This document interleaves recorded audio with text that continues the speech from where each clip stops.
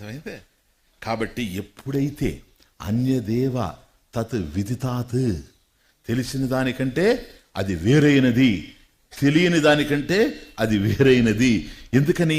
తెలిసింది ఏదైతే ఈ ప్రపంచం ఉందో ఇది మారుతూ ఉంది, అది మారంది, దానికన్నా అన్యమైంది, ఇది నీ స్వరూపము. అట్లాగే ఏదైతే తెలియదని అనుకుంటున్నావో దానికంటే కూడా అన్యమైంది. ఎందుకని? అది నీవే.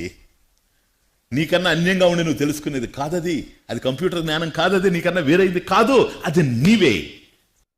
కాబట్టి తెలియని దానికి కూడాను అది కాదు, నీవే అయ్యున్నావు గనక ఇప్పుడు దీంట్లో దూరం ఎక్కడుందో ఆలోచించండి.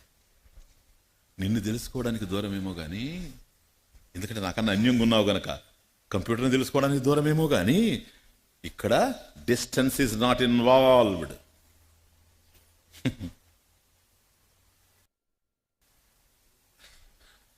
తద్దేజతి తన్నైజతి తద్దూరే తద్వంతికే. కాబట్టి అది చాలా దూరం, చాలా దగ్గర. తద్దూరే తద్వంతికే. ఎందుకు దూరమో తెలుసా? నీకు అర్థం కానప్పుడు అది చాలా దూరం, అర్థమైతే దగ్గర కూడా కాదు. అదే తమాషా. ఎందుకో తెలుసా? దగ్గరన్నాం అనుకోండి నాకన్నా వేరు,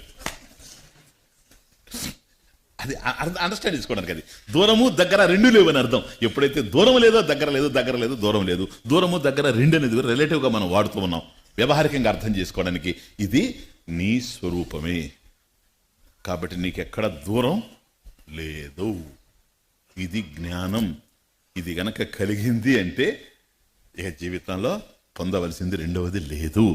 దాని కొరకే ఇక్కడ మనం ఉన్నాం. ఈ జ్ఞానాన్ని సుస్పష్టంగా మన హృదయంలో దించేటువంటి ఒక అందమైనటువంటి గ్రంథం మనీషా పంచకం. పంచకం అంటే 5, సరేనా? మనీషా పంచకం ఇది.